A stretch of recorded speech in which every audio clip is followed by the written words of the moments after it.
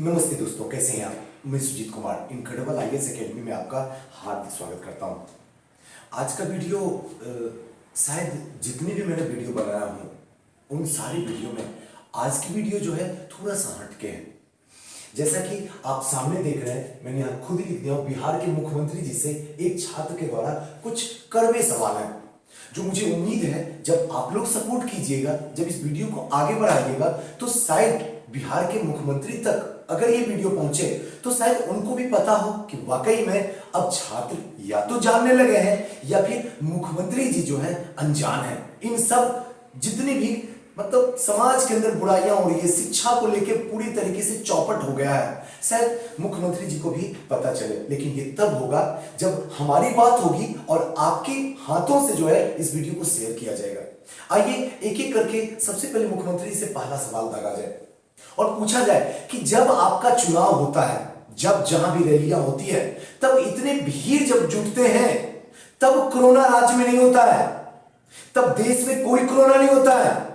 लेकिन जब शिक्षा संस्था अपने चरम स्तर पर पहुंच के स्टार्ट होता है, जब लोग अपने काम करना शुरू कर देते हैं, जब शिक्षक ईमानदारी से पढ़ाना शुरू कर देते हैं और छात्र जो है अपने सपने को देखना शुरू करते हैं, तो फिर से कोरोना आ जाता है। यह आता कहां से कोरोना, पता कहां से चलता है, एकाएक ग्राफ ऊपर कैसे हो जाता है। सर एक बात बताइए, मीडिया को खरीदते कितने में है? जो ये दलाल मीडिया है इसको कितना में खरीद लेते हैं। जो मीडिया इस तरीके का भ्रम फैलाना शुरू करता है, अब तो और हो गया है कि एक अलग तरीके का कोरोना आ रहा है, कोरोना का नाम तक दे दिया गया है। क्या मजाक है सर, 21वीं सदी है, यहां रिक्शा वाला से लेकर ठेला वाला तक का बेटा भी समझदार है। क्यों नहीं इस बात को समझ में आपको आती है? सब कोई सच्चाई जानता है, फिर भी क्यों बरगलाने की कोशिश करते हैं? कुछ तो शर्म कीजिए, कुछ कीजिए, इतना मत गिर जाइए, क्योंकि आपने खुद बोला है जिंदगी का अंतिम चांस मेरा है, इसके बाद मैं राजनीति से संन्यास ले लूंगा। क्या अंत भला तो सब भला, ये तो आप भी हमसे बेहतर जानते हैं, क्योंकि आप हमारे पिता तुल्य हैं, इसमें कोई शक की बात नहीं है। लेकिन आप जिस तरीके से समाज के अंदर कर रहे हैं वो घोर निंदा करने लायक है। जब समाज, जब इतिहास आपके बारे में जानेगा तो किस तरीके से आपको कहां स्थान देगा, शायद मुझसे बेहतर आज आप जानते होंगे। दूसरी बात, सर एक कोरोना के लिए आपने पूरे राज्य में लॉकडाउन लगा दिया, अच्छी बात है, मैं भी सपोर्ट करता हूं, हम सबको सपोर्ट करना चाहिए, सही बात है। हम सुरक्षित रहेंगे तभी तो हमारा देश सुरक्षित होगा, तभी तो हमारा राज्य सुरक्षित होगा, तभी तो हमारा कस्बा सुरक्षित होगा, तभी तो हमारा परिवार सुरक्षित होगा। लेकिन एक कोरोना जो इस कोरोना से भी बड़ा है और वह है शिक्षा माफिया का कोरोना, इसके लिए क्या प्रोग्राम है आपका? कब खुल के सामने आके बताइएगा कि शिक्षा का जो माफिया है वो स्कूलिंग से लेके बीपीएससी को बर्बाद कर दिया है। कब इस पे एक्शन लीजिएगा, कब इस पे बात कीजिएगा, कब सामने आइएगा छात्रों के और बताइएगा कि क्या तमाशा हो रहा है, आप कहां सोए हुए हैं? बस गुजार दीजिएगा 5 साल, इस पूरे 16 साल में कहां हैं आप? कौन सा ऐसा काम कर दिया जिसके लिए हम याद करें? युवा, हम छात्र, हम शिक्षक किस लिए याद करें? आपको एक बार पूछना होगा, क्योंकि 21वीं सदी है, ये युवाओं के लिए है और किसी के लिए नहीं है सदी, लेकिन युवाओं के लिए आपने कुछ भी नहीं किया। सोचना पड़ेगा और सामने आके जवाब देना पड़ेगा।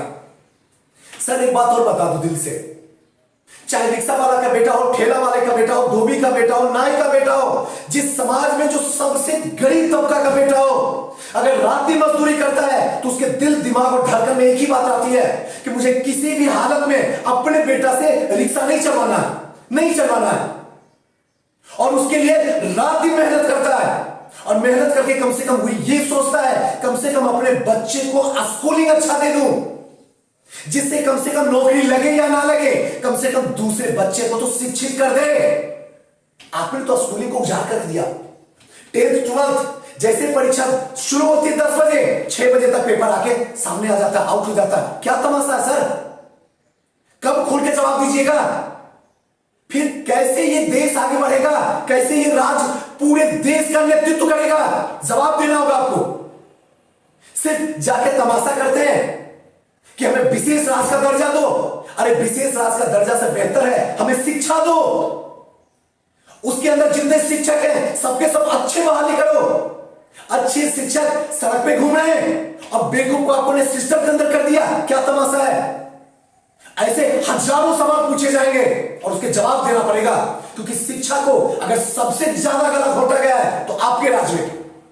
शिक्षा आज आईसीयू में मर रही है, आप एक्शन नहीं ले रहे हैं। आप कहां सोए हुए हैं, कौन सा ऐसा काम करते हैं, कितने घंटे काम करते हैं, ऐसे हजारों सवाल हम जैसे शिक्षक और लाखों छात्र जो है आपसे पूछेंगे और आपको जवाब देना पड़ेगा। सर कहां से शुरू करूं, बातें शुरू करूंगा तो अंत ही नहीं होगी। जब आप दरोगा का बहाली निकालते हैं, बहाली से पहले 20 लाख 25 लाख में सीट को बेच देते हैं। क्या आपको पता नहीं है सीट कैसे बिक रही है? और अगर सीट बेचते हैं तो फिर फॉर्म क्यों निकालते हैं?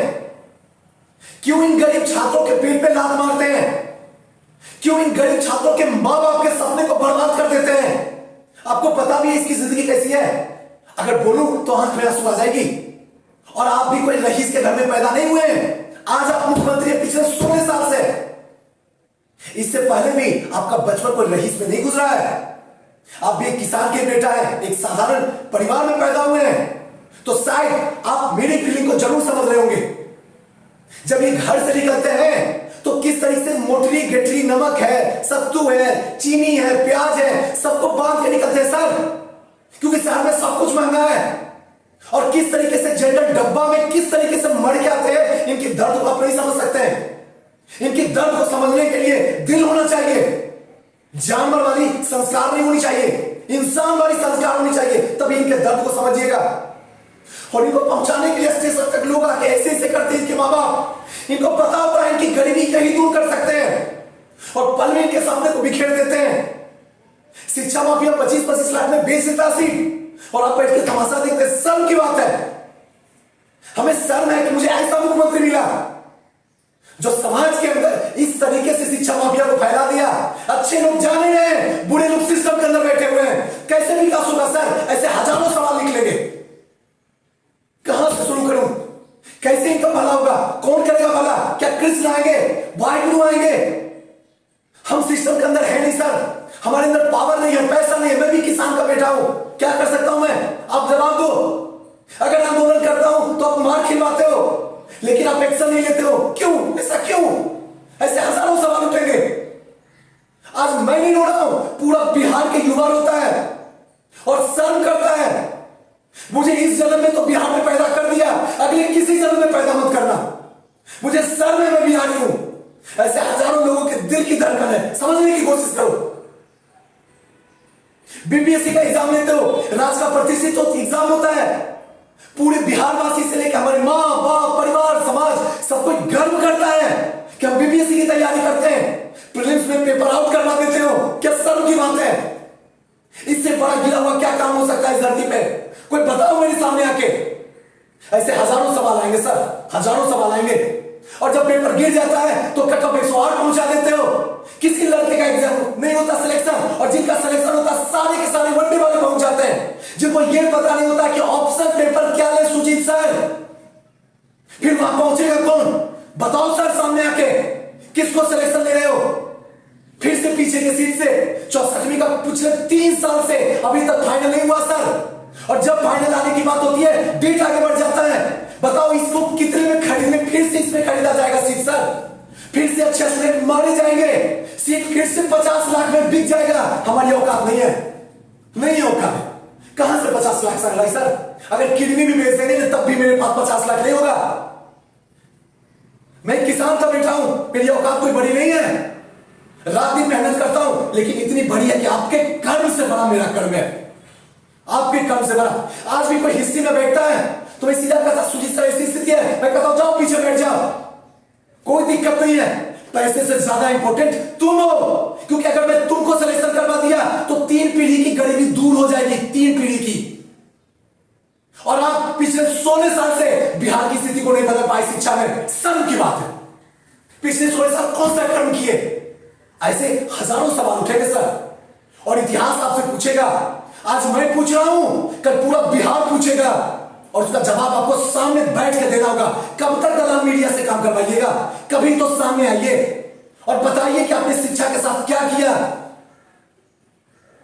लेकिन खैर आप समझिएगा तभी तो। सर जाते जाते बस इतनी सी दुआ करता हूं, कम से कम हर एक एग्जाम में आरटीआई लगवा दो, हर एक एग्जाम में।